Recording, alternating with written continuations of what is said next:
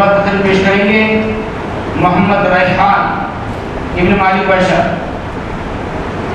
آپ مقبول، اور ان کی تقریر کا عنوان ہے قرآن اور حدیث۔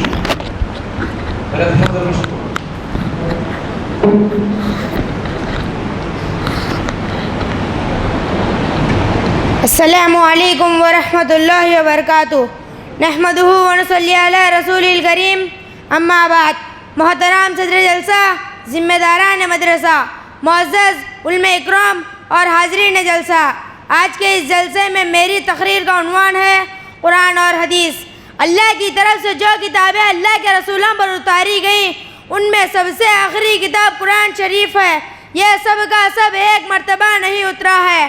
ہمارے رسول محمد صلی اللہ علیہ وسلم مکہ میں پیدا ہوئے، آپ کے بچپن کا زمانہ گزر گیا، جوانی بھی گزر گئی۔ جب آپ کی عمر 40 برس کی ہوئی تو حضرت جبرائیل علیہ السلام اللہ کا پیغام لے کر آپ کے پاس آئے۔ قرآن کی کچھ آیتیں آپ پر نازل کی گئیں اور اسی دن سے آپ اللہ کے رسول بنائے گئے اور قرآن کو اترنا شروع ہوا۔ رسول ہونے کے بعد آپ 23 برس اس دنیا میں زندہ رہے، 13 سال مکے میں اور 10 سال مدینے میں گزارے۔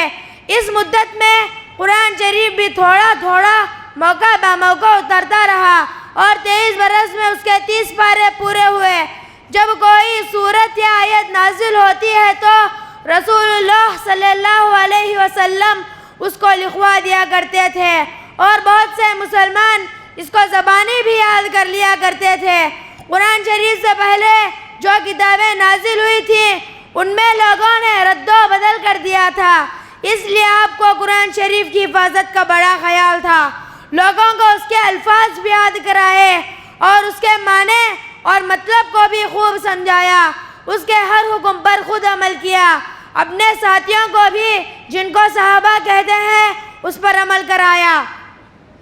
محمد صلی اللہ علیہ وسلم قرآن کے حکموں اور آیتوں کے مطلب کو بھی زبانی بتایا کرتے تھے، کبھی عمل کر کے لوگوں کو سمجھاتے تھے، کبھی لوگوں کو کوئی اچھا کام کرتے دیکھتے تو اس پر اپنی پسندیدگی کا اظہار فرماتے، کبھی لوگ خراب کام کرتے تو اس پر ٹوک دیتے۔ آپ صلی اللہ علیہ وسلم کی انہی باتوں کو حدیث کہتے ہیں۔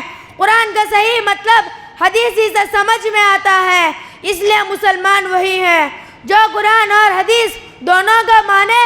قرآن کے الفاظ آج بھی اسی طرح موجود ہے جس طرح محمد صلی اللہ علیہ وسلم کے زمانے میں تھے، اور حدیثوں کے ذریعے اس کے معنی اور مطلب بھی محفوظ ہے۔ اس لیے نہ اب کسی نئے رسول کے آنے کی ضرورت ہے اور نہ کسی نئی کتاب کی۔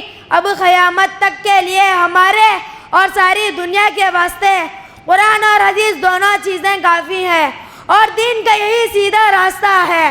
اگر تم پوچھو کہ قرآن شریف تو ہمارے پاس موجود ہے مگر حدیث کہاں ہے، اس کا جواب یہ ہے کہ اچھے اور بڑے بڑے نیک اور بزرگ عالموں نے، جن کو محدثین کہتے ہیں، بڑی محنت اور تحقیق سے حدیثوں کو بھی کتابوں میں جمع کر دیا ہے۔ یہ کتابیں عربی زبان میں ہیں لیکن ان کتابوں کے ترجمے بھی ہو گئے ہیں۔ حدیث کی سب سے زیادہ معتبر اور صحیح کتاب کا نام بخاری شریف ہے، اس کے بعد دوسری کتاب ہے جس کا نام مسلم شریف ہے۔ ان دو کتابوں کے علاوہ حدیث کی اور بھی کتابیں ہیں جیسے ابو داؤد، ترمذی، نسائی، ابن ماجہ وغیرہ۔ ان 6 کتابوں کو سیاہ ستہ بھی کہتے ہیں۔ جو دین کی باتیں ہم تم کو بتا رہے ہیں وہ قرآن اور حدیث کی باتیں ہیں۔ ان باتوں پر خود بھی عمل کرو اور دوسروں کو بتا کر عمل کراؤ۔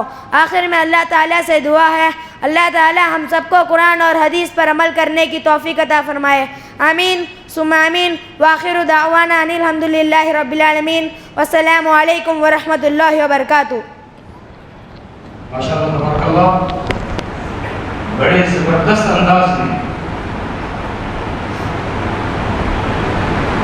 محمد ریحان نے تقریر پیش کی ہے۔ ماشاءاللہ اللہ تعالیٰ ان کی زور بیان میں مزید ترقی عطا فرمائے۔ الحمدللہ